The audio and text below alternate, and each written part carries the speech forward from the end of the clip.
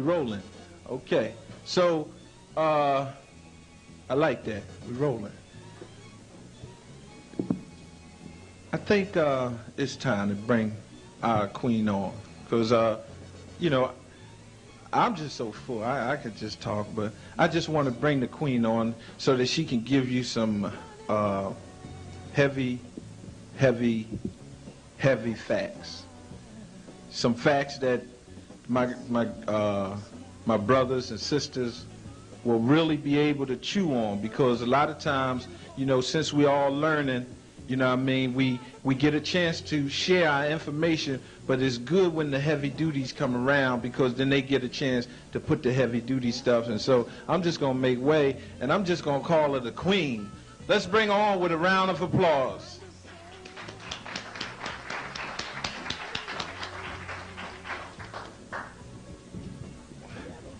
This how you want to do? Take it off. Good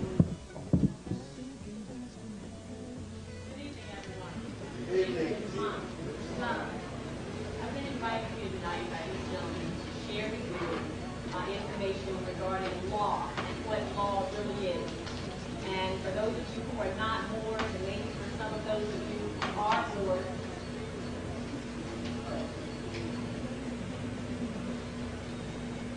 I assure you that what you perceive as being law is not what law really is.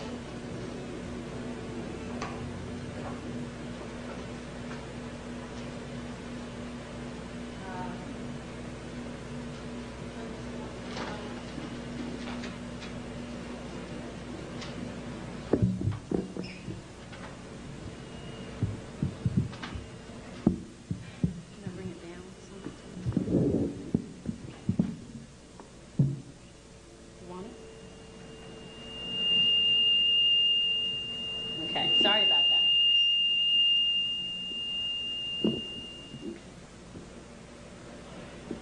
Throughout the history of this country, the majority of us have believed that we were from Africa.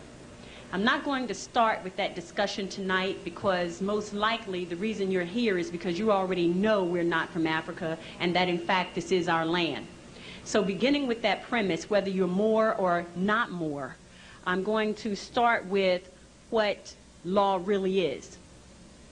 Most of us think that we go into a courtroom and understand the difference between a court and a courtroom, that the people who purport to use law really use words of art to make you believe, in fact, that law is on the table when you walk into a courthouse or a courtroom, when in fact that's not true. And I would like to share with you tonight, regardless of your religious persuasion, what law really is. Law, and as Muslims would say, all law, is A-L-L space L-A-W. All law. All law. So for anyone who's of a Christian persuasion, don't be misled, and when you hear the term all law is God, all right? That is also what we would say in lawful terms a misnomer. Allah is not God. God has no capacity and no standing to all law, because God means governmental ordinance departments. There is no comparison. Now, who can use law? Law can only be used by people who are in their sovereign capacity. And as I will share with you tonight, the majority of the people in the world, and I'm not going to get into all of the details about that, but the majority of the people in the world, 99% of them live in slavery today. So in 1863, via the Emancipation Proclamation, and I challenge you to go look in a law dictionary and look up the definition of emancipation and proclamation, and you will see that a proclamation is not a law. A proclamation is a public announcement by elected officials. It is not a law. So the Emancipation Proclamation of 1863 did not set any slaves free. What it did was standardized slavery, the United States being the model for the standardization of slavery, that all of the other nations around the world, as they reduced their people from their sovereign capacity and forced them to join nation states, Then they were able to issue statute, codes, ordinances, resolutions on them. And a statute, as in a state statute of the Commonwealth of Pennsylvania, is not a law. It is corporate policy of the corporation that calls itself the Commonwealth of Pennsylvania Incorporated. All right? Now, a code is not a law. The United States codes, the code of the laws of the United States of America that are used in federal court and the Supreme Court, are not law. They are what they say they are. They are codes, ordinances, and resolutions of a municipality of the city of Philadelphia, which is a private nonprofit corporation that calls itself the City of Philadelphia. An ordinance and a resolution, as in parking ordinances, they are not law. They are what they say they are. They are ordinances and they are resolutions. All right? And the reason they are not law is because the only people who can issue law are people who are acting in their sovereign capacity. And the people who sit in these seats as elected officials are not, in fact, in their sovereign capacity. They are in a corporate ward status, meaning that they are wards of the state. They are members of the corporation, which is a nonprofit, that calls itself the Commonwealth of Pennsylvania. And as long as they have a birth certificate on record with the Commonwealth of Pennsylvania, with that birth certificate being a contract, a birth certificate is a contract. And as long as you have a contract with the Commonwealth of Pennsylvania Incorporated, you belong to them, and that's what slavery really is. All right? So who can use law? If you are a member of a corporate ward state, if you are a member of a corporate ward nation that calls itself the United States of America, you are a citizen. Look in the law dictionary and look up the definition of citizen. A citizen is not a sovereign. A resident is not a sovereign. Therefore, if you use an address, which is a fictitious number associated with a designation issued by a corporate ward, right?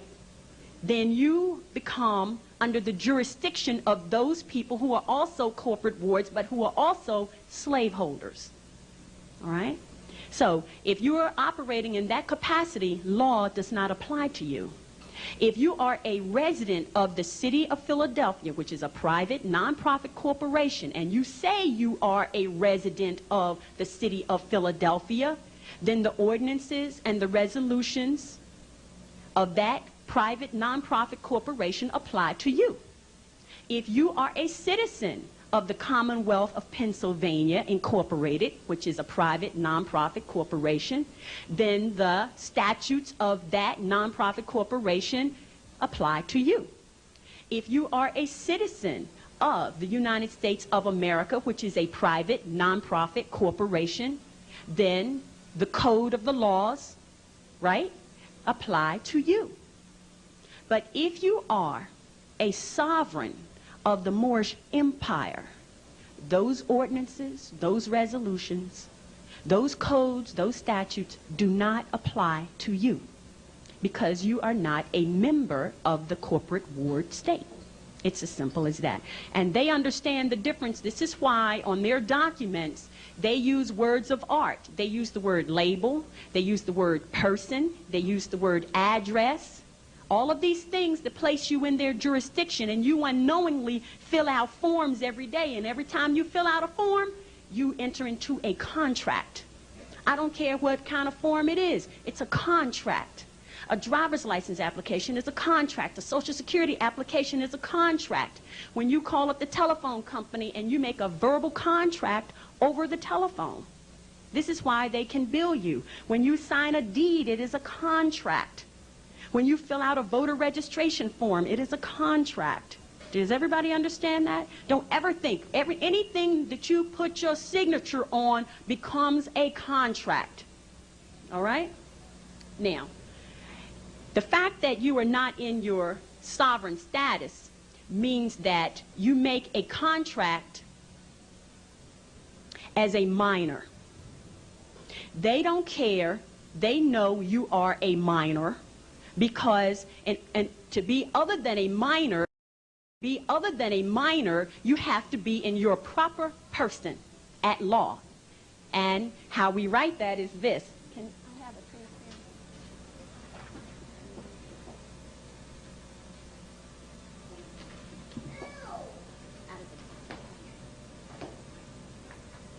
That's working.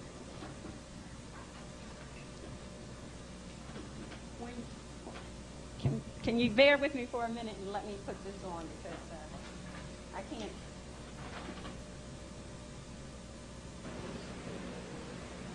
Can y'all see that? Impropria persona. Impropria persona. When you are in your corporate ward status, you look like this to the court.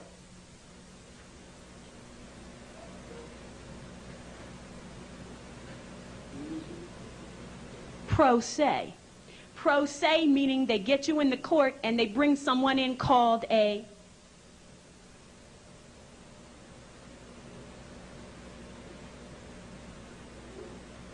got that? Prosecutor, a prosecutor, because you're in a corporate board status.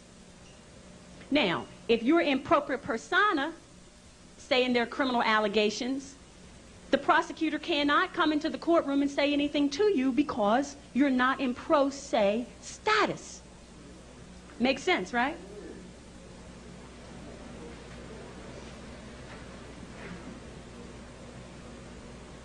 The issues of law are threefold. The issues of law are status, jurisdiction, and adjudication. The first thing that happens when you walk into a courtroom in your corporate ward status is that they already make the assumption that you are a ward of the state and that you don't know any better. So they immediately start adjudicating you. As Moors, the first thing that happens when we walk into a courtroom is that we place our status on the record. On the record. We come in with our flag. We come in with our treaty. We come in with the Constitution we signed with them, and understanding that the Constitution is a contract. It's a contract between who? It's a contract between the United States Republic and the United States of America. But there are certain clauses in that contract that apply to Moors, which takes us back to the Treaty of 1787.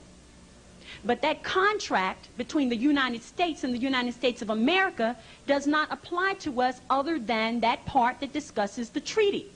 So it's not relevant for us to go into any courtroom and argue about their ordinances, their codes, their statutes. The only thing we're in there to talk about is, have we violated the treaty?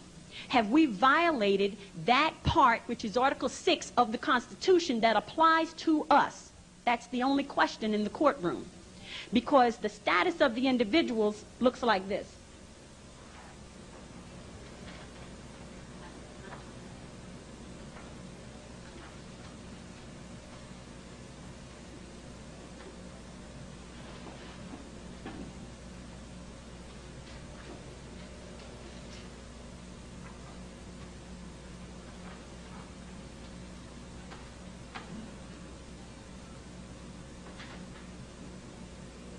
You and the judge.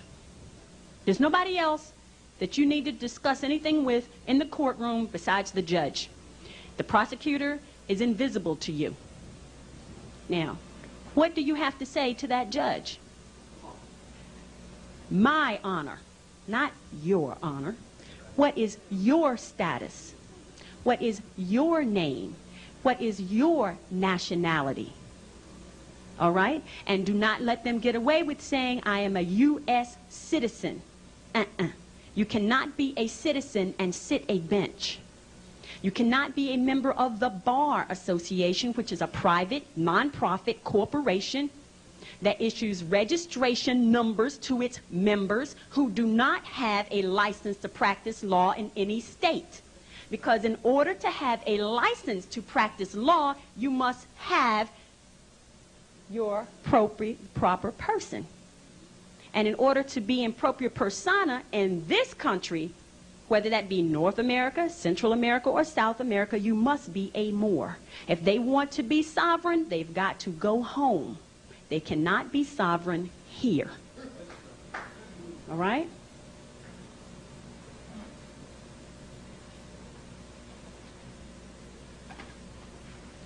The next issue of law is jurisdiction. Now, let me stick with status. What is the status of the prosecutor? What is the status of the district attorney? What is the status of Lynn Abraham? Does anybody in this room know her nationality? I don't.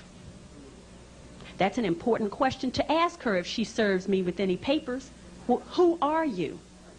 Where is your license to practice law? Where is your proof of naturalization in my land? Who gave you the authority to be here? Right?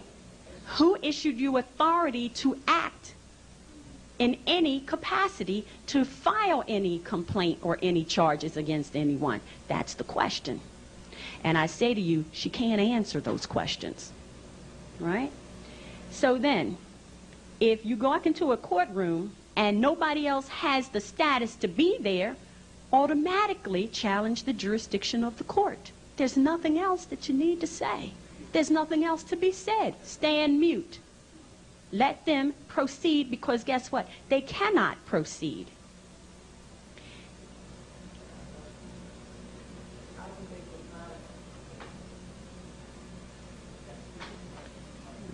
We have a question.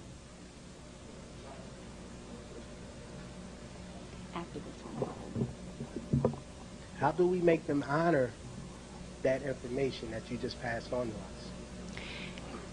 In the courtroom, as I have learned, because I've spent a lot of time there, right? There is a language of silence.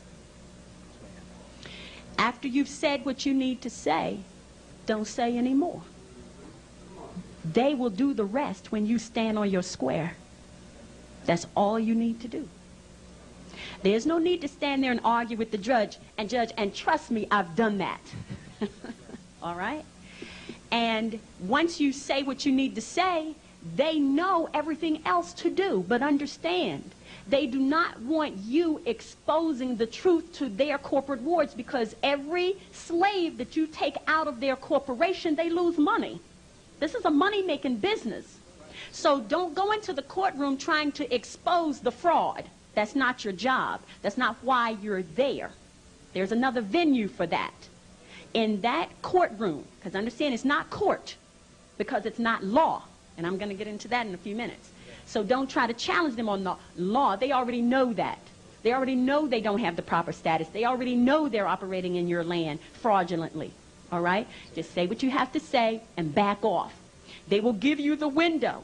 And it's up to you. If you are educated enough about the law, you'll see the window, you'll recognize it, and then you'll be able to walk through it and walk out the door. But if you're not conscious, when they open the window for you, I'll give you an example, as I gave in class just a few nights ago. Went into the courtroom, and the judge has papers there in front of me, and he's just arguing with me, young lady, you'd better come back here. I'm going to send all these officers I have at my disposal with guns to hunt you down and bring you. And he's just running his mouth. And the prosecutor slides me the paper to sign, and it was blank. Do you understand? Do you understand? Yes, ma'am.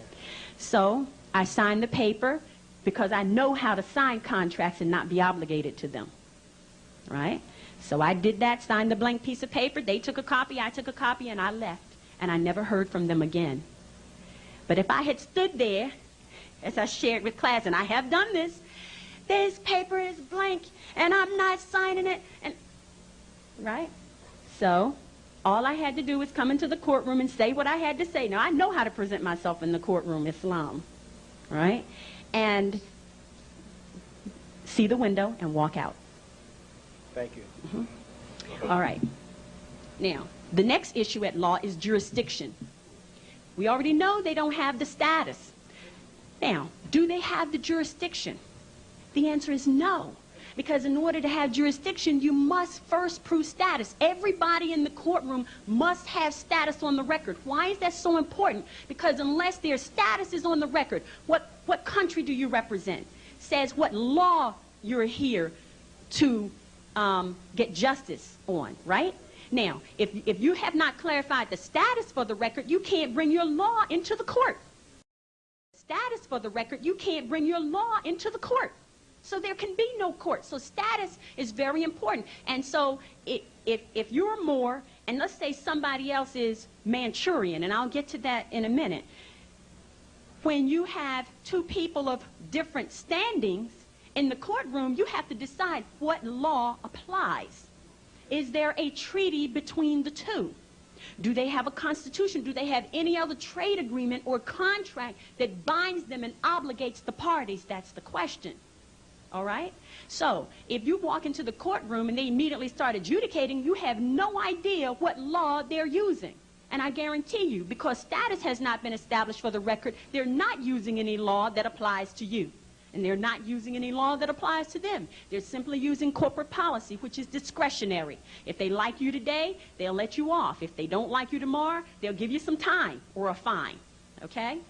So status and then jurisdiction. Jurisdiction is going to determine what area, what geographical area encompasses the authority that that judge or that court has.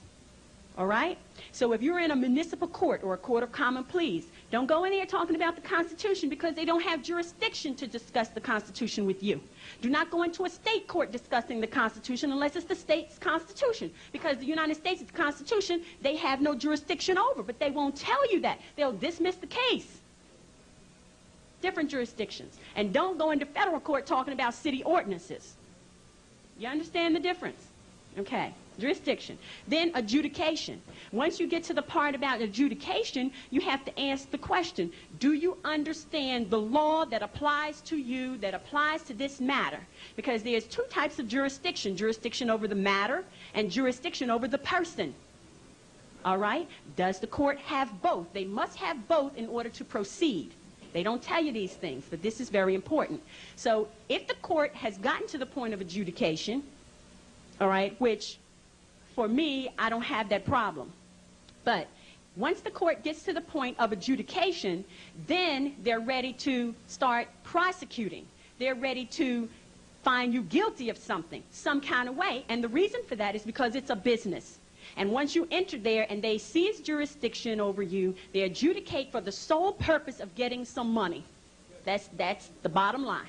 They don't care about you, whether you're innocent or whether you're guilty, none of that. How much money are they going to get out of this? And their little club that they have called the Bar Association, their members have to be fed. So they want to make sure that this one gets fed and that one gets fed. And that's fine, because that's their corporate thing. That's the way they make money. And if they're going to make money being deceitful and all that, that's the karmic baggage they've got to carry.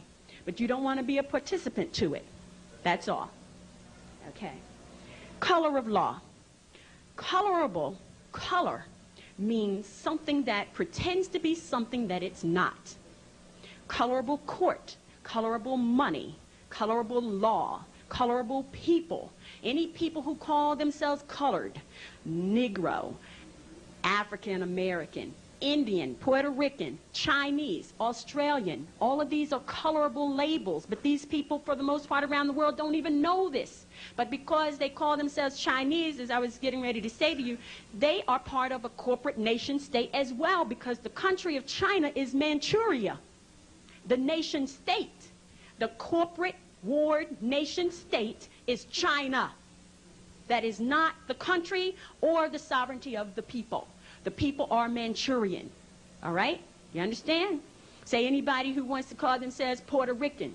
Puerto Rico is a corporate nation state. It is a private, non-profit corporation that has a charter issued by the Moors, where they have the authority to conduct commerce and trade on the island of Borincano. Borinqua. Right? Borinqua. That's the name of the people.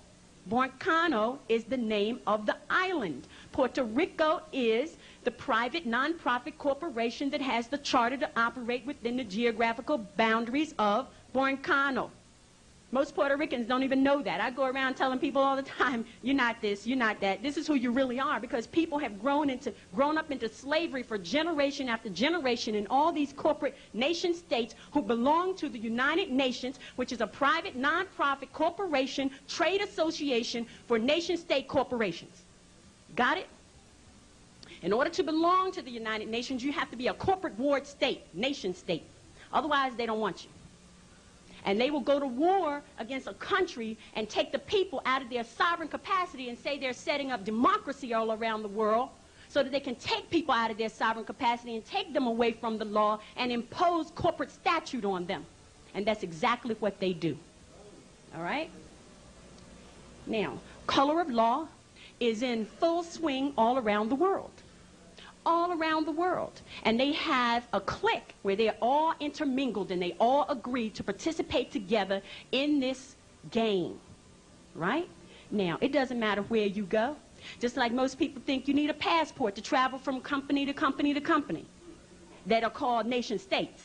So you do need a passport if you call yourself black or African American or a U.S. citizen or any of those things. Yes, you need a passport to travel from one corporate nation state to another. But when you're traveling from one country to another, you do not need a passport. And those countries will tell you you don't. Depends on what you call yourself. You understand? Okay. Why do we have colorable law and colorable courts? During the Civil War, the Moors went to war against each other. Now, we destroyed ourselves in this. The Europeans did not come here and bring us down. We did that from inside, and they capitalized on the carnage. Do you understand? All of these buildings all around here, as I told in class last night, they're ours. They belong to us. They're ancient, these buildings. There's a whole city underneath this city. They went and burned all the major cities, the major energy centers on this globe we called an earth. Our ancestors set up these energy centers that we call Philadelphia, New York, Boston, Atlanta, Detroit, right? Chicago, Miami, Phoenix, Los Angeles. They are energy centers. They're not where they are in huge, large cities just because of some coincidence. There's energy and power in these places. London, Rio de Janeiro, all right? And by the way, we're going to spell it like this, Rio de. De, which is a normal title of the Moors. Rio de Janeiro. You understand? This thing is worldwide. This flag that we carry with the red flag, with the five-pointed green star, with the pointing up, all right, is a worldwide flag. It's recognized all around the world, all right? So, the reason we have colorable courts and colorable law is because during the Civil War, when the Moors warred against each other, there were those who agreed to participate in the game called the corporate ward game. And there were many who made a lot of money. They got a commission on everybody they got to sign a birth certificate, because the birth certificate is a contract that puts you in slavery. And they got money. William Penn got very rich, all right? All the Quakers got very rich. All the abolitionists got very rich on this Civil War ward state game. Robert Morris and a lot of these buildings that are named after these people in downtown Philadelphia became multimillionaires, and their ancestors are still wealthy today over the corporate ward game. All right? Now, the reason that we have to have colorable law and colorable courts is because so many of us agree to be slaves. We don't need colorable courts and colorable law otherwise. But the people who agree to be bound by the 14th Amendment, which covers civil rights, which covers Negroes and African Americans and Jews and Hispanics and Indians and all these people like that, if you agree to call yourself that, they have to create a statute that applies to you, because law doesn't apply to you. So it's not their fault. It's the fault of the people who agree to be outside of their sovereign capacity. Okay? And now, if you walk in and you want to reestablish it, they're at odds because they're not accustomed to people walking in who are conscious and sovereign. You can't separate the two when you walk into a courtroom. And when I say you walk in on your square, I don't mean standing with your feet at a right angle. All right? I mean not to be deterred when you know you're in the right and you have law on your side. Do not back down. But you do not have to be belligerent, Trust me, I've been there. Don't do that. Okay? Now, the law of the land. The law of the land as it applies to the United States of America and the United States is their constitution. The law of the land, which supersedes that, which if you go and read the supremacy clause of the Constitution, you will see that the treaty, in particular the Treaty of 1787, which was last signed and ratified in 1986, all right, it's re-signed every 50 years, that it's the treaty that is the actual law of the land. Now, that being the case, how do we make that treaty work for us? We always say they're not honoring the treaty. This is the oldest treaty in the world. Did y'all know that? And it's the only unbroken and longest standing treaty in the world. Did y'all know that? Now, that treaty protects us. You need to go get a copy of it, the Treaty of Peace and Friendship of 1787, all right, signed by the Emperor of Morocco. Actually, he signed it in the month of Ramadan in the year 1201, all right, which translates into the Gregorian calendar year of 1787 because they added 586 years to our calendar, all right? So, in terms of using the law of the land, and when you express these things to them, you don't even have to go into a lot of detail about it because those who rule and those in government and those who sit on those judicial benches know what this doctrine is. And they adhere to it, but the problem is there's not enough of us standing up defending it. Okay? How to correct the issue? The people must be in their proper person. The people must act in their sovereign capacity. As the brother said earlier, how do you behave as a sovereign? How do you behave as a sovereign? You behave as a sovereign by not getting so upset and ranting and raving and causing a scene. There's no need to do any of that. As I said in the courtroom, as in with law enforcement and any of that, there's a language of silence. Just like the mummers who march down Broad Street every New Year's and they're playing it up and playing it up. What does mummery mean? Silent mockery. Who are they mocking? Us. All right? But they understand the language of silence and they deal in it all the time with their secret signs and symbols. But don't be angry with them for using these things. Why not? We taught it to them. Okay? Don't be angry with them because they have gotten out of control with the power that we gave them. We created these people. We can't now turn around and say, now we don't want you, now, you know, go off someplace else and this and that. And if you know the history, you know that what the Moors did to these people when they were first created. The Moors considered them subhuman. They couldn't speak Latin, which is our original language. They couldn't go to school. They couldn't own land. They couldn't vote. They were totally disenfranchised. And this is why the Moors commissioned Benjamin Bey, who you know as Benjamin Banneker, who is also Benjamin Franklin, by the way, okay, to teach these people the science of government. He did that for a select few. Unfortunately, it couldn't go and spread as widely as it should have been. Now we have a situation on our hands where we as Moors refuse to be who we are. In the civil rights movement, there were those who led it who were paid to get us off our square, and we agreed to be there. We agreed to be called black, and we're proud of it, remember? Now, who could tell us any different? Now, the Europeans have a dilemma because they've lied to us so much and we have forgotten so much that if they stand up to tell us the truth, would we believe them? The majority of the people who call themselves African American, right now, if you tell them they're not from Africa, they'll give you hell. Am I right? Yes, we are. Now, can you imagine you're getting that feedback from them. Can you imagine what they would say to a European who now try to tell them they're not from Africa? You understand? Now you've got Bill Gates who's given $1 billion to the United Negro College Fund, you know, to keep more Negroes out of their sovereign capacity, and they jump right into the boat, right? Play it up to the hilt. Oh, what a great thing he's done. You know, they love him to death. Now, if the Moors try to stand up and say who the man really is, you got all these black people who are going to criticize you. Leave the man alone, they'll say. All right? But we know the truth. So we correct the issue only by standing on our square, whether we're Moors or whether we're not. All right? Now, Let's talk about what law really is. Law is based upon the science of astrology, astrologic. Don't let anybody ever tell you that astrology is for entertainment purposes.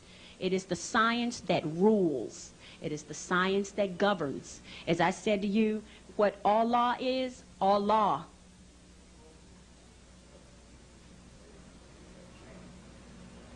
All law. Do we praise all law?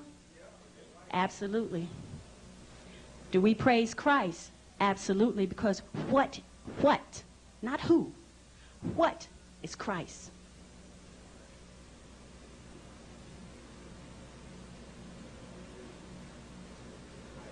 Christ is the great I am. And if you know what Islam means, let me tell you this.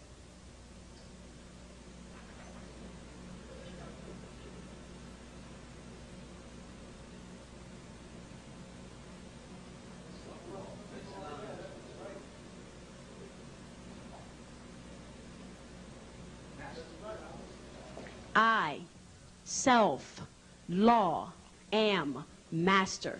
I am the master of my own fate. I am all law. All right? When you walk into the courtroom and you know these things, trust me, you get a different result. When they ask you your name, you never say, my name is. That's a label. What do you say? I am. I am. You never swear on the Bible. You affirm. You affirm on the Bible. And as Sister Thana here said to me, oh, they try to trick you. They'll say, do you swear or affirm? No. You just say, I affirm. Because what? I am. And who you are. And that's your status. And nobody can compete with that. Nobody can take that from you. And no matter what paperwork you submit to a court, what is the most important thing is when you walk into a courtroom and you speak the law. And when you speak the law in a courtroom, guess what? You speak it into existence. Because a thought is an activity. It's real. It may not be something you can touch. But as soon as that thought transpires into a word, it becomes a spell. That's why they call it spelling. You get it? Now, law is based upon the zodiac. Now, when you walk into a courtroom, there's all kinds of things going on. There's sacred geometry going on in the courtroom. In fact, the courtroom is set up according to sacred geometry. All right? And here's what happens when you're in there.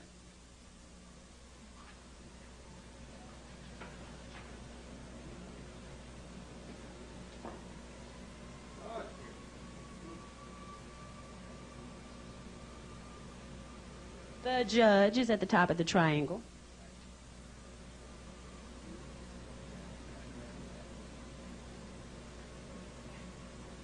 Got it? When you walk in there, and as I had shared in another class, to deal with marriage, it's the same thing. And I'm going to talk about that also in a minute. You walk in there, and when you appear, never tell the court that you are appearing. Look in the law dictionary and find out the definition of appear. Never do that. You go into the courtroom and you make a what? A special appearance.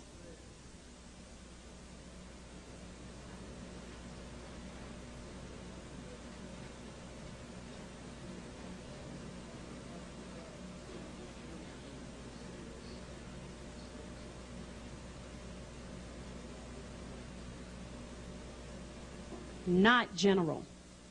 That will get you in trouble every time if you appear in a courtroom. And all of these little nuances, they know these things.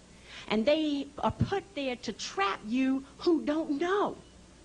So when you walk in there and you're on your square, being on your square means to know these things and not to walk in the courtroom uncomfortable. Because when you know them, you have no reason not to come to court, do you? You want to be there because you want to make a special appearance to challenge the jurisdiction of the court. Why? Because of the lack of status. And once jurisdiction is challenged, it must be proven for the record. It must be proven for the record before the court can proceed. Do you understand? The judge must come with his nationality papers. He must come with the flag of the country, not the nation state that he represents. That United States flag with the 50 stars, which now should be 48 because there are only 48 states. Did y'all know that? 2 of them dropped out, Hawaii and Alaska, are no longer states. Did y'all know that? They're no longer states. They're no longer states. The treaty was up. They got out. All right?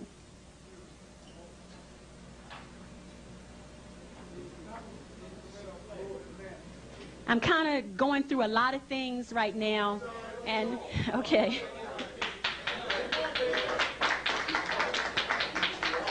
All right. The law is used by people in their proper person. When you walk into the courtroom, you should always have your paperwork precede you. Don't walk in there without first having submitted some document to the court to let them know that, yes, I'm coming. And look in the law dictionary and look up the definition of come. It's different than appear. Now, you can come to the courtroom, all right, and make a special appearance. You understand? Never, you get the subpoena, whatever it is in the newspaper, and don't believe all this other stuff where they tell you, don't go to court if you get these papers, because they will put a manhunt out for you, and you do not need that, and there's no reason for you not to go. You should go. You should go, and the more of us that do go and challenge the jurisdiction and let them see we're not scared because we're standing on the square, they will stop calling you to court. All right? Because the people who operate in their proper person, and the more and more of us that go in there operating in our proper person, they're going to begin to see the game is up. The secret's out. We can't do this anymore. All right? Justice died upon the cross. What does that mean?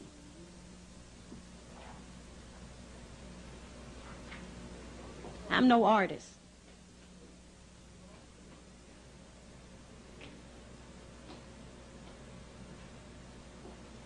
That is the cardinal points of the zodiac. Cardinal, as in Catholic Church, cardinal.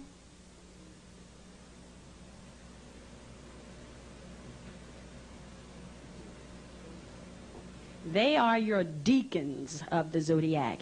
Deacons, as in the Christian church.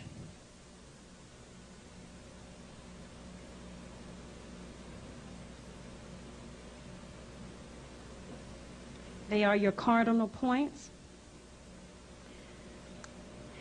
And they apply to everything you do. Who you are, your character, everything that surrounds you, your environment, the country where you live, everything is affected by the different signs of the zodiac. When justice died on the cross, here's what happened.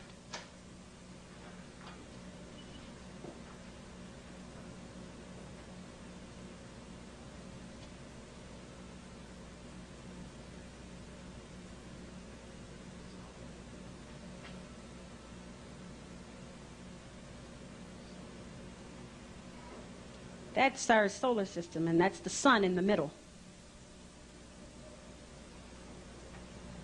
And that's Earth, the third rock from the sun, which is its planetary position. That's not its name. And its planetary position will be changing, is changing every day. And it's speeding up and getting closer and closer to the sun until it will occupy the second position, rock from the sun. This is the natural life cycle of a planet. And all the planets are coming in, and then more planets are being created out further beyond Pluto. So what they call the greenhouse effect is the natural heating up of the planet. And all those who cannot meet the heat requirement as the planet heats up will be eliminated from the planet. This is the science of the zodiac. Now, just like we have the zodiac, which I just showed you, based upon what is called the geocentric form of astrology. Geocentric because it's centered based on the earth as its center point. Then there's the heliocentric form of astrology, which is based upon the sun being the center. Sun is helio, earth is geo. Everybody understand that? Now, just like we have our signs applied to the earth here, the sun also has its center point here. Everybody understand that?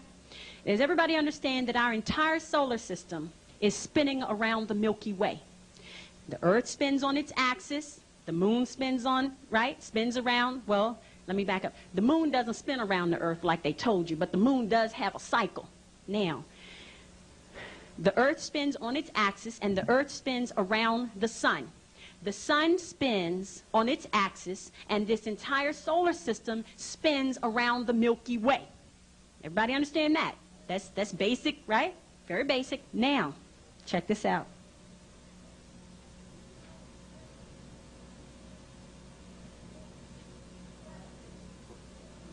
It takes the sun 26,000 years to make one revolution around the Milky Way.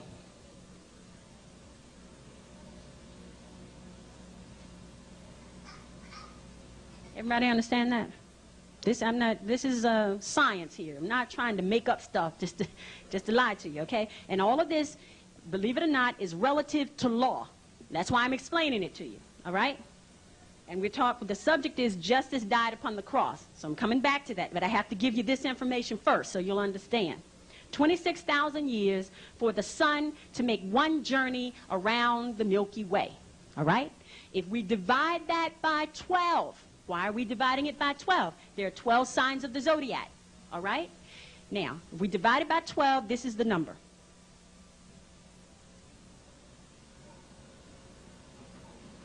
(2,166 years. So, our solar system spins 2,166 years in one sign. We just left the age of Pisces. An age is equal to 2,166 years. Now, you've heard the term, an age, but nobody ever thought about it. We say, for ages, what's an age equal to? Mathematically, it's equal to 2,166 years. Got it? Now, we just entered the age of Aquarius. All right? 2,166 is represented here.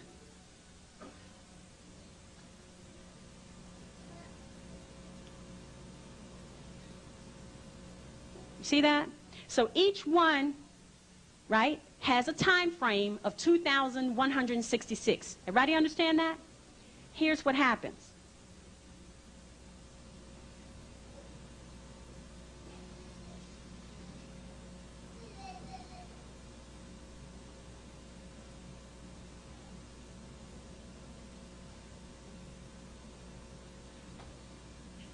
I don't need to write all of them, right? You all understand the point.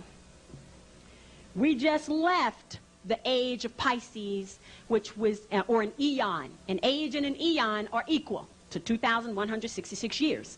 Now, we just left the age of Pisces, which is represented by what we know as Jesus. This is why Jesus is represented by the sign of the fish. It's over. The age of Pisces is over, all right? Not to come around again until we go through all of the other 11 signs of the zodiac. Now we're in the age of Aquarius. What does that mean? Justice, and any Mason will tell you, if he can unravel the allegory, is Jesus. Jesus was born. Why? Because what's the opposite of Pisces? Jesus was born of a virgin mother. Virgo is the virgin. Virgo is the virgin, right? Who in here is Virgo? Anybody? Virgo is the virgin, right? Okay. So Jesus was born of the virgin mother, Virgo. Got it? All of this stuff in the Bible, because understand that the Bible is not a religious book. The Quran is not a religious book. They are science books. Biblios Heliotech. is the Bible. It's the full Latin name of the Bible. It is the science. It's an elementary science where Moors are concerned. It's the science of the study of the cycle of the sun. Helio meaning study, meaning sun. Biblios meaning record of. Y'all understand? The Quran, chronology, maxima, the great chronology. The Quran is the great chronology of the science and the study of the asteroid, of the astral plane. You understand? Okay, so justice died on the cross. Here's what happened. Those that we call Europeans or Albions, ruled during the age of Pisces. So when we say the time is up, we're not just saying this by conjecture. We're saying this because the time, the 2,166 years that they had is over. I'm not saying this because I have any bias against them or any of that. This is the science of it, and they know it. The problem is our people are not ready for it. How can justice return under the age of Aquarius if we're not ready? The age of Aquarius demands information. It is the technology age Aquarius is. Aquarius demands answers. Our youth demand answers. They demand the truth. They demand this truth because they cannot proceed and lead the world without this knowledge. They cannot do it. They cannot do this without the understanding of the zodiac, which is this.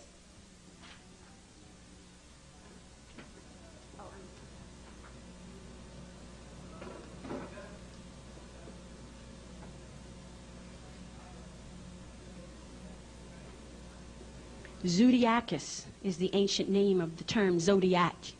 Zodiacus implies the first woman, who is this.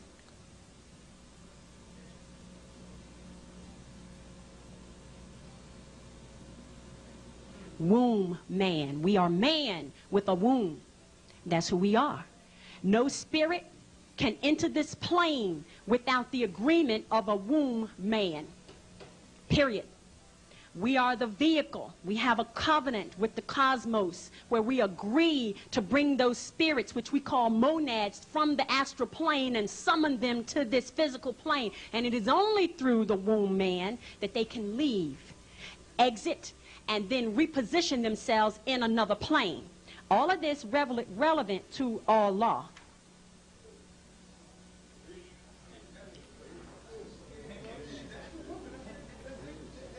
Now, this is why when the brother talked about getting our land back, I know this issue very well.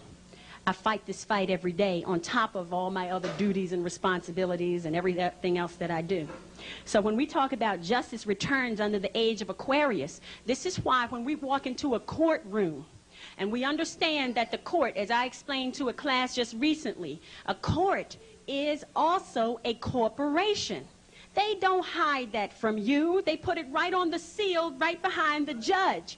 And they tell you that this court was incorporated in 1878, whatever it is. This court was incorporated, and what words do they use? Founded. So when you see the word founded, and you see the word established in, it already tells you that they're a corporation. Understand? And anybody who owns a corporation does what? Own a slave. Because a corporation is a slave holder. Understand? Now, let's talk about the issues that come up in court. How am I with time, Noah? All right.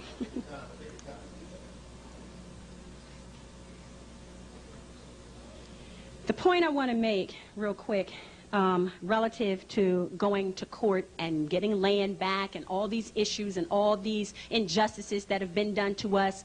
When we participate in organizations that take us off our square, that adds to the chaos and the confusion. So it's better not to join anything at all and just be yourself if you're not going to be a Moor. But even if you're going to be a Moor, understand that sovereignty is an individual thing. Don't go into court talking about, I belong to such and such organization.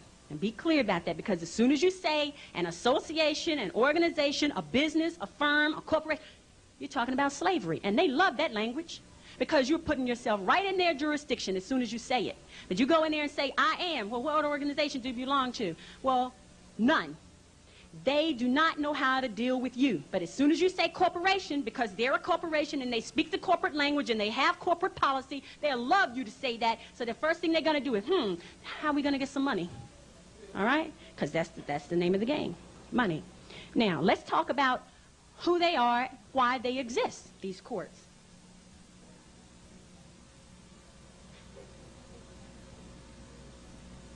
First of all, we know they're not really courts. We know they're colorable. They know they're colorable. They have to be colorable because they're dealing with colorable people, right? If we choose not to be colorable, we don't belong in there. So, the court is this.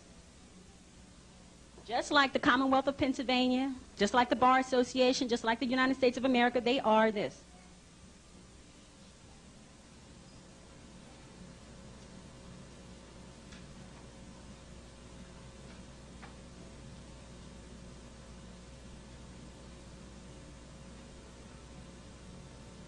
They are a private nonprofit corporation.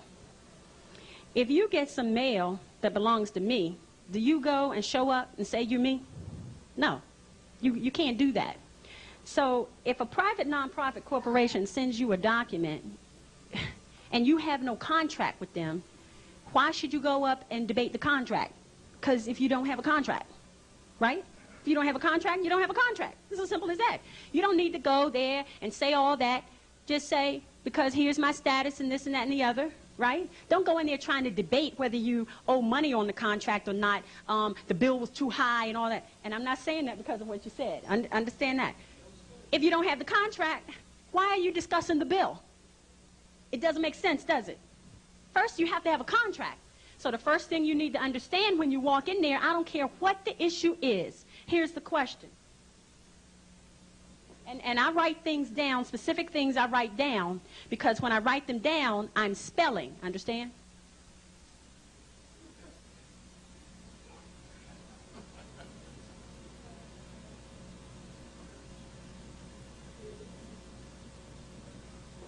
Do we have a contract? If I rescind my birth certificate, do I agree to belong to the corporate ward state that calls itself the Commonwealth of Pennsylvania, which is a private nonprofit corporation?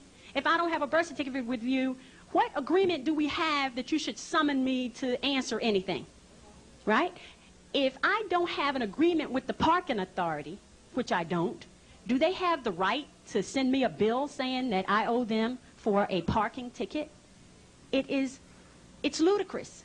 Now, the thing to say is, if you don't have the contract, you have certain rights, and you need to exercise those rights. And there are codes even that are there, and laws that are there to protect you if you don't have a contract with somebody and they're trying to make you adhere to a contract. I don't care what kind of contract it is. If you don't have a driver's license and they pull you over, the first thing you need to say is, I don't have a contract. They may still give you the ticket, but understand that if there are other things, which I already explained, in the language of silence, which because we are amongst non-Moors tonight, I will not show you. However, there's a language of silence that you can speak to these people and they will not bother you. You can trust me on that. However, if you are not comfortable and you happen to get off your square and you get the ticket and you have to go to court, that's the first thing you have to say. I don't have a contract. And all of these courts, because they are corporations, the only type of policy they can deal with is contract policy, not contract law, contract policy. So the first thing you must ask is what? Do we have a contract? And if the answer is no, then I'm here under threat, duress, and coercion. You are violating my rights. It's as simple as that. You have no other reason to be there. Does that make sense? Okay. If the state comes in and says, you're not treating your children right and we want to take them, right? The first thing you have to say is, state, do I have a contract that says I gave my children to you? Did I, at what point, produce the contract?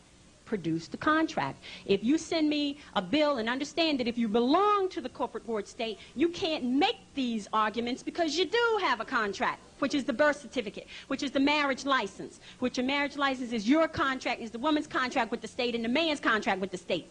It's not a contract between the man and the woman.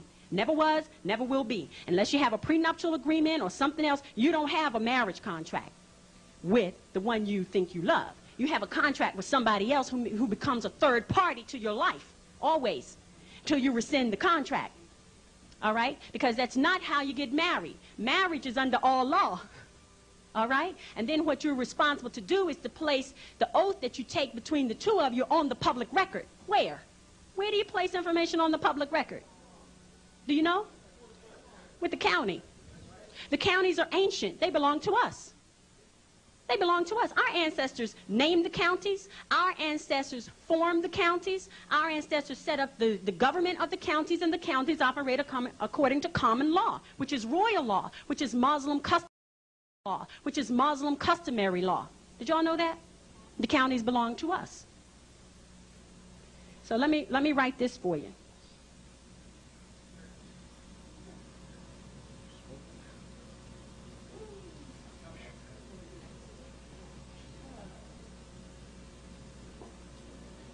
How many of you think you live in Philadelphia County?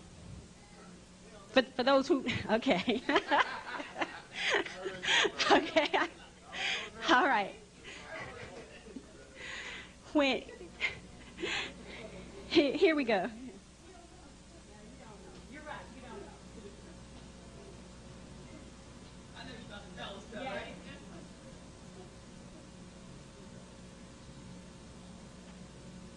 See that? Do you recognize that there's a difference between the two? There's a difference between Philadelphia County, which our ancestors set up with certain geographical boundaries, and that corporate, nonprofit corporation that calls itself the County of Philadelphia. It is a corporation chartered to conduct business and commerce and trade and all that within the geographical boundary of Philadelphia County. They are two different things. They are two different things. So when you see documents, pay attention, because all documents that you get don't have County of Philadelphia on them. And you know the difference between the two, because if you get documents from the County of Philadelphia, you know that you're receiving correspondence from a corporation. Do you understand? And if you're receiving correspondence from a corporation, the first question you must ask is, do we have a contract? Now, if you receive correspondence from the county, that's common law. You have the responsibility to respond and adhere to that, because guess what? You are a part and parcel of that county. Our ancestors set up these geographical boundaries for us, all right? Now, likewise, with any other county or city, pay attention to this one little word. It's a very dangerous word. I'm going to tell you, and as I tell people in my class, when that word shows up, you're in trouble. The reason is because most of you prior to tonight, you didn't understand that there was a difference in when they use that little word of. But trust me, there's a difference between whether you're dealing with government or corporation. Government or corporation. You have to know the difference. And if you don't know the difference between these things, they're going to have you swinging left and right in the dark and hitting nothing. Okay?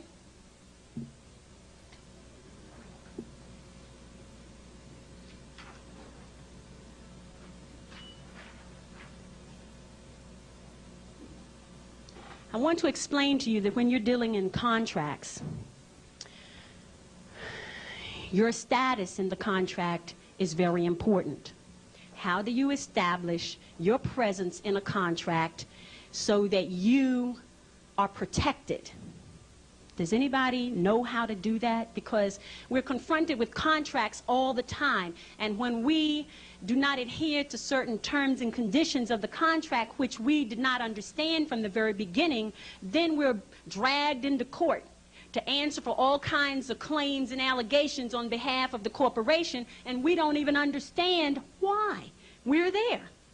We think, for the most part, the majority of us, and prior to tonight, you get a summons to appear in court. I don't care whether that's a civil action or a criminal action. You on the defensive because you feel that inherently, maybe I have done something that warrants these allegations, even if you know for a fact that you're innocent. Because the way that corporate system operates, you are not innocent until proven guilty. You are guilty until proven innocent. And the reason is because, as some of these state sovereignty people would have you believe, the United States has declared war on the people. We're in a state of martial law.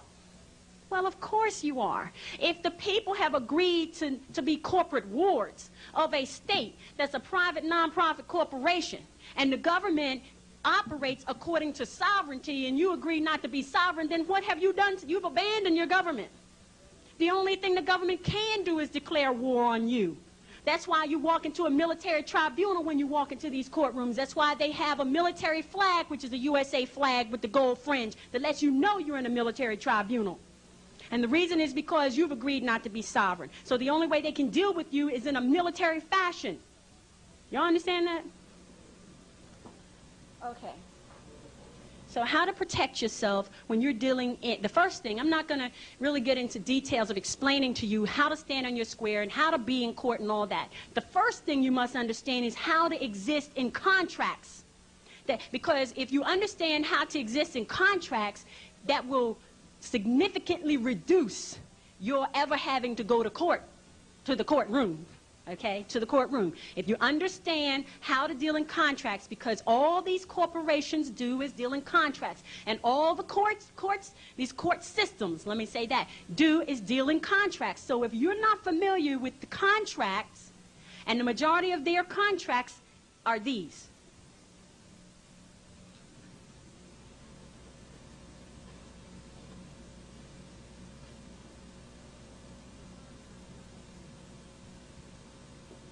Adhesion contracts. Look in the law dictionary and look up the word adhesion, and what you're going to find is that an adhesion contract is a type of contract where there are terms and conditions that are a part of the contract of which you are not aware.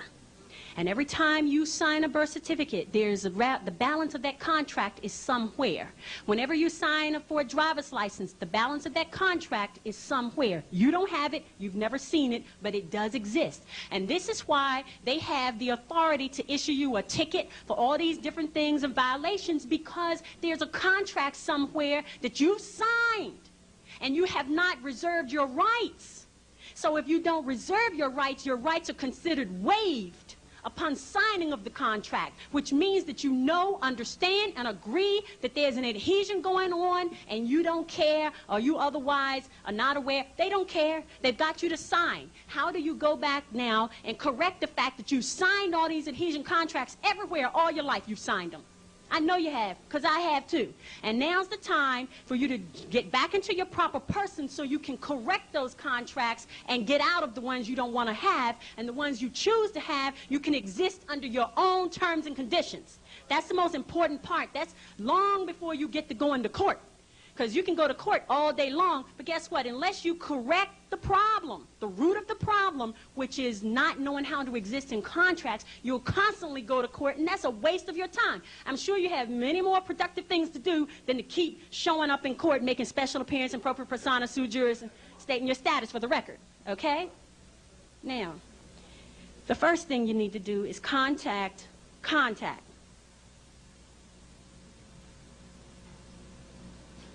Contact those entities with whom you have a contract and tell them that in no uncertain terms you want to correct or otherwise change or revise the terms and conditions of your contract. You have the right to do that, and you must. All right? If you're going to have the contracts, exist in those contracts under your own terms and conditions. Just because somebody hands you an application, and that application has pretty little boxes and everything on it, if there's categories up there that don't apply to you, don't fill it out. Add a box that applies to you. And then when we take people to the Social Security Administration to get their name corrected on their Social Security card, this is what happens. There's a section on there for race, okay?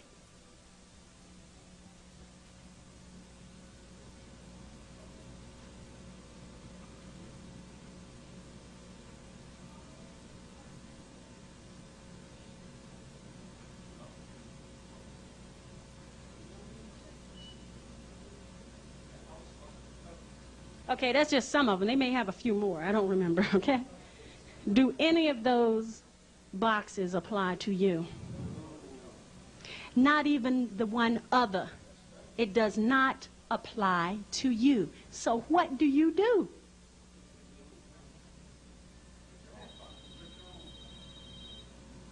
You are a Moor. Tell them who you are.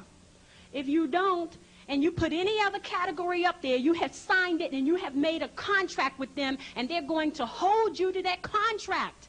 And then if you go back and try to change the contract, they'll say, well, they won't tell you in these words. They'll say, well, we can't do that. Well, why can't they do it? It's because you didn't reserve your rights, but guess what? They reserved all of theirs.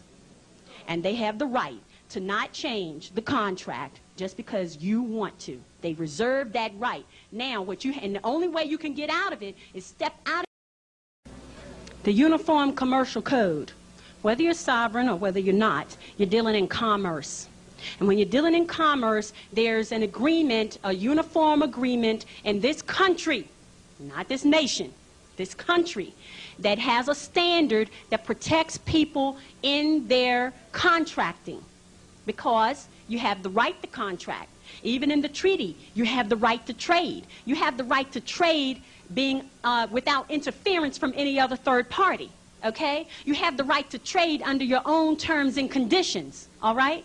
Now, when you waive that right, and they don't tell you that you have waived the right, they're exercising their rights under the Uniform Commercial Code. And you're not. So go and look up the Uniform Commercial Code and look up those sections that apply to reserving your rights. I would tell you what those sections are tonight, but for me to just tell you does not help you. It only helps you if you go look it up and you see it for yourself. Am I right, Fami Arasante?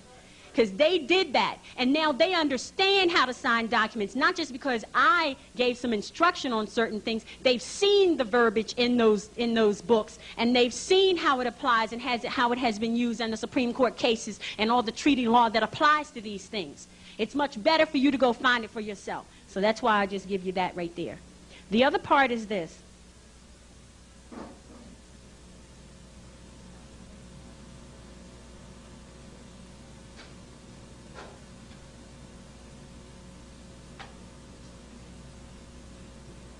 You see my favorite word in there? Of.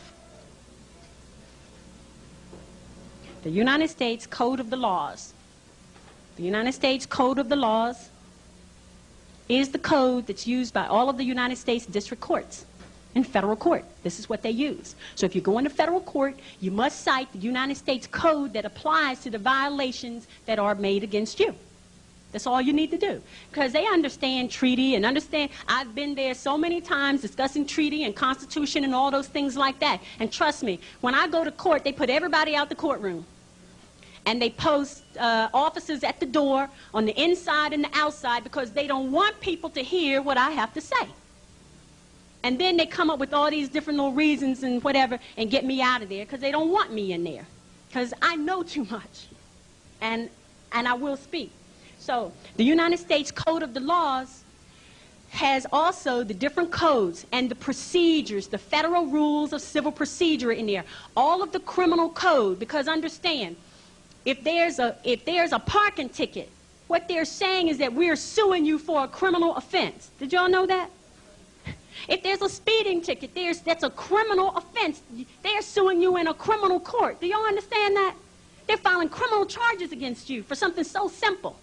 All right? If you agree to pay a tax bill and then you don't pay it, like with the Internal Revenue Service, because understand they're the Internal Revenue Service, they're a private, nonprofit corporation. There are 22 of them all around the country, and they compete for your business. They compete. They don't share information, and they collect money they're in the business of collecting money on behalf of the United States Treasury. That's their job. Doesn't mean you have to use them, but if you have a contract with them, which you sign your W-4, right?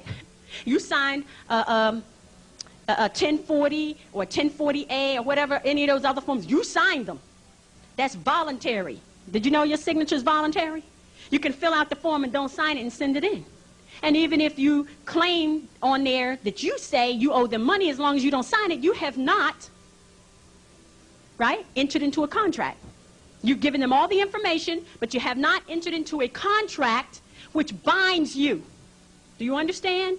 If you send the information, you have filed. And that's all that you're required to do. They don't say you're required to sign. They say, please sign. There's a difference. Please sign. Why? Please sign so we can come after you and take everything you got. Okay? So when you look up the United States Code of the Laws, you're going to find all kinds of things in there, because municipalities who have codes and regulations and all those things and the state statutes and all that, all of them fall up under the jurisdiction of the United States Code of the Laws. Because no municipality, no county, borough, township, city, state can make a law that's outside the boundaries of federal law. They must all adhere to federal law. But if you agree, if they come up with a policy and you agree and enter into a contract to participate and be a part of that policy, then when you try to go to the federal court for protection, the federal court, they're not going to tell you in words they'll dismiss the case, but the reason they're dismissing the cases is because somewhere along the line you signed a contract that behind your back has been produced and put into the court record. And what I always tell people to do is to go down to the file room and get a copy of the docket sheet and get a copy of your file of everything that's ever been put on the record concerning you. And then you go back and correct those things and say, produce the contract or take it out the file. You have to file your paperwork, your motion to the court, and say that these things were filed in violation of whatever code applies, of whatever UCC paragraph that applies. These things are in violation of UCC ... United States Code ... You petition the court to have them removed from your record. Do you understand how simple this is? Not hard. This is not rocket science. This is what it takes is your perseverance to follow through the steps and get this thing done. Because if you don't do it, certainly it's going to remain on your record, and guess what? No matter how long you live, you can always they always go back and trace something on your record back to you. I don't care if you correct your name or anything like that, which I tell people, even when you correct your name, what we have people stop using your Social Security number as a trade number. That's one of the main things you have to do. Stop using that Social Security number. The Social Security Administration tells you, do not give your Social Security number to anyone. And anyone that you choose to give it to, you have the right to demand, one, how they're going to use it. And you have, under certain terms and conditions, to deny them to use it certain ways. For example, if you got something on your credit report, as our Sante, we helped him resolve those issues, how did they get on there? Did you authorize that credit reporting company to send, to receive any information? Do you have a contract with them? Do you have a contract with J.C. Penney, who you applied for the application? Did you tell them as a part of your contract that they could check your credit record? Is that part of the contract? The answer is no. That's not part of the contract, and they violated UCC and the United States Code by contacting that credit reporting bureau to get any information on you. And then the credit reporting bureau has violated UCC and the Code of the Laws to send any information relative to you because you did not explicitly authorize them to do so. So guess what? They have done damage to you, and then guess what? You have the right to sue for damages, am I right? Okay, so contracts and these courts, that's the only thing you're dealing with is contracts. Contracts, and never forget that. I'm going to write it down.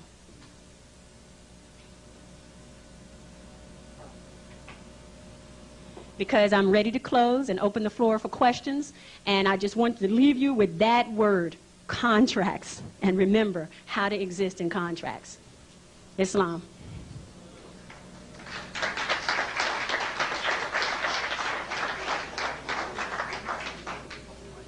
Yes, brother. Okay.